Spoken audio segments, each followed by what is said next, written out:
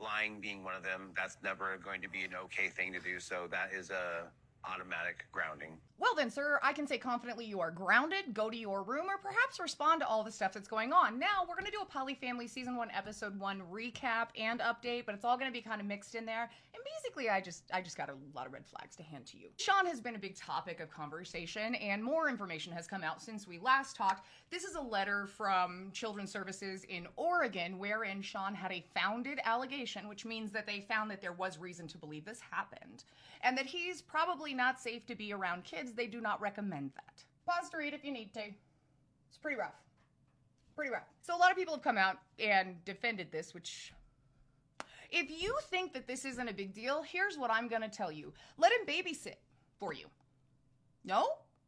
However, the other things that are in this letter, these dates very much correspond with motions to find immediate danger to his other children from his first two marriages. Both of them filed similar motions and tried to get orders, which they both did, in the same time frame. Now this, the other day, I didn't explain it as well as I should have and got a couple questions, which living, always question, and I love that. So basically, these were entered, right, for a finding of immediate danger, dissolution, all of that stuff, right? He did not even bother to answer to these proceedings, and so she got default orders because when it's this kind of thing, you have anywhere between 20 to 45 days depending on the type of action that you're involved in. In New Mexico, it's like 28 days for this sort of thing. Then if you don't answer within that time frame, the other person gets a default judgment and typically gets everything they asked for. As they should. You didn't even bother to respond. It wasn't even worth your time. So yeah, they're gonna get what they asked for because you showed the courts that, and there's proof of service right here. Now, this is from the other case wherein he got divorced in 2001. However, if you look at the filing dates, the first wife and the second wife filed these in very, very similar time frames. And let's go back to that letter, dated September 29th, 2016. And I know what you're saying, that's months later. That's actually light speed for these organizations. And it does not move very fast. It doesn't move fast, does it? No, sure, it does not. It has also come out that he does in fact have 5 kids, 3 biological and 2 step. And people are saying that means he only has 3. No, step kids count, that is 5 children, especially if he was close enough to those 2 step children for them to be one of the 5 names on his arm that he covered up with a lion tattoo right before they started filming. Now, I will say, I don't think he necessarily abandoned his kids. I think that he is not safe to be around kids, and their moms made really good decisions, and I'm so proud of you ladies. Thank you for protecting them, unlike their current partners.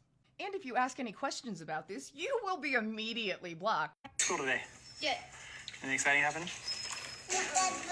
Nothing? Or recess? How'd that go?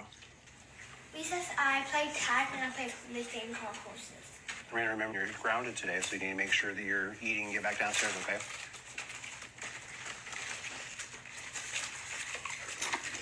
Someone with that record calling a little girl a liar,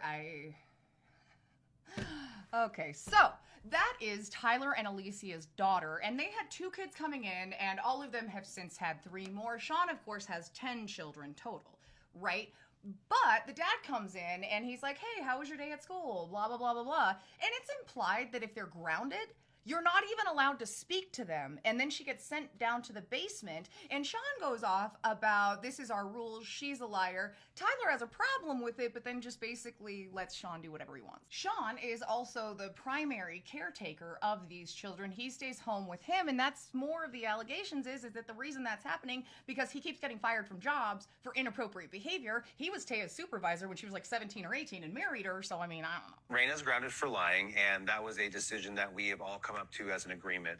There are certain things that we have talked about prior to, lying being one of them. That's never going to be an okay thing to do, so that is a automatic grounding. Let's be real, this scene gave me the heebie-jeebies before all of this stuff came out because he's not allowed to talk to his kid. There was no fighting back over this. And then 2, like, maybe I'm just like easier on grounding. I still speak to my children if they're grounded, which hasn't happened very often, but it's not like they just don't exist for the period of groundation. What? So, I know Raina's grounded, but like, when am I supposed to see her? I just don't like the way that went. I was just trying to talk to her for a minute. You know, I haven't seen her at all today, and I wanted to spend a couple minutes talking to her. And I feel like you cut me off, and I don't know what to do with that. Well, I get that, but I mean, that's one of the consequences of being grounded, is that you're grounded. And I know that sucks, but she has to stay on task, and you and her don't necessarily have a good track record of staying on task when you both start talking to each other. So that's why I kind of felt like I had to say something. He didn't just parent the little girl. He's parenting this one also. He's telling him, well, you guys get off task and blah, blah, blah. And I've been with people like that. And they will tell you straight up, well, I need to control you because you just don't act right. That is literally what was just said. You don't even need context. That is not good. But he parents all of them because when he was graduating from high school, his wife was being born. So there's that. You know, you want to see her. We all want to see her. But that's the part that, as parents, sucks for us because we have to hold the line so that she understands the consequences. If you think that I'm not doing my part, I'm not following through the consequences, I'd rather you tell me than do that with Raina, you know, like tell me afterwards or something. So it's. But that doesn't teach Raina, though. I could tell her to go back to being grounded, you know, like. No, but you didn't. That's why. I didn't have a chance, man.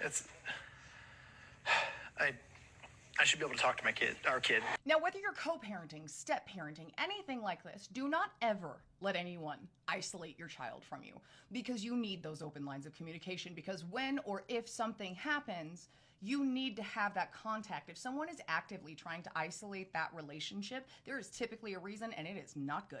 I'm gonna be so for real on this one. If your partner feels that they need to parent you because you're not mature enough, you don't do this right, blah, blah, blah, blah, blah, then why are they your partner? You just actively go after people that you think are so beneath you, you need to control them? Anyway, my delicate sensibilities are like all upset about this and I gotta go do my last two finals today.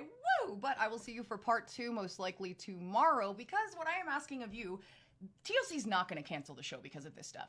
But if you stop watching it and it has bad ratings and you just watch recaps here on TikTok, they will. So I'll see you tomorrow and I hope you guys have a great day.